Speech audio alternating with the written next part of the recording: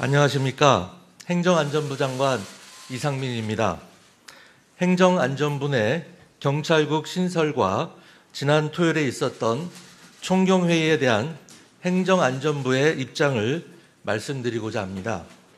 행정안전부 내 경찰 관련 조직을 설치하지 않는다면 헌법과 법률이 행정안전부 장관에게 부여하는 경찰에 대한 지휘감독 의무를 수행할 수 없게 되어 경찰은 사법부, 입법부, 행정부와 더불어 완벽하게 독립된 제4의 경찰부가 되고 마는 것입니다. 신설되는 경찰국은 과거 치안 사무를 직접 수행하던 치안본부와는 명백히 다릅니다. 그리고 야권 등에서 문제 삼고 있는 정부조직법 제34조에 규정된 치안 업무를 수행하는 것이 전혀 아닙니다.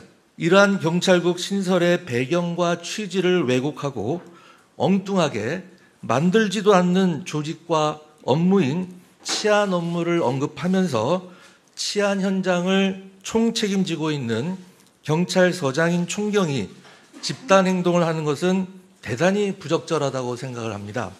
이들은 경찰의 독립을 주장하면서 경찰국 신설이 졸속으로 진행되었다고 주장을 하지만 선거로 선택받은 대통령이 구성한 행정부의 소속 장관이 경찰을 통제하는 방안이야말로 전형적인 국민에 의한 민주적 통제인 것입니다.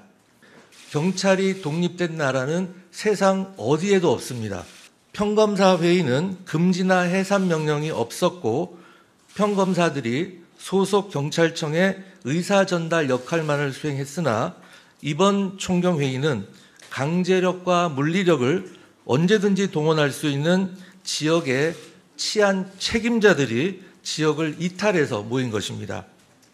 이번 총경회의는 경찰 지도부가 회의 시작 전에 그리고 회의 진행 도중에 명확하게 해산을 지시하였음에도 불구하고 적법한 직무명령에 불복종을 한 사안입니다.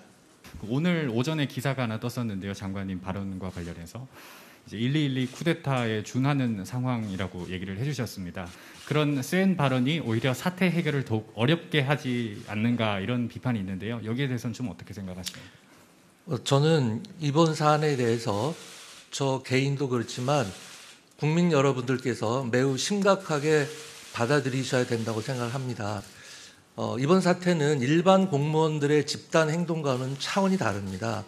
왜냐하면 여러분도 잘 알고 계시다시피 경찰은 물리력과 강제력, 심지어 무기도 소지할 수 있습니다. 이러한 역할과 책임을 맡은 분들이 임의적으로, 자의적으로 한 군데 모여서 회의를 진행할 경우에는 대단히 위험합니다. 우리 역사에서 배우지 않았습니까? 하나회가 12.12 쿠데타를 일으킨 것이 바로 이러한 시작에서 비롯된 것입니다. 물론 세월이 많이 지나서 지금 쿠데타라는 것은 상상할 수도 없습니다만 이러한 무장할 수 있는 조직이 상부의 지시에 위반해서 임의적으로 모여서 정부의 시책을 반대하는 것은 대단히 위험합니다. 제가 심각하게 받아들여야 된다 한 이유는 바로 이 점인데요.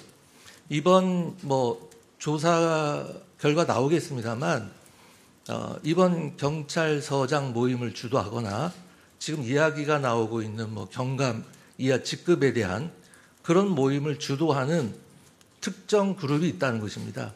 그것을 저희는 굉장히 심각하게 받아들이고 있는 것입니다. 하나회가 바로 그렇게 출발을 했고 12.12와 같은 불행한 사태가 발생한 것이죠.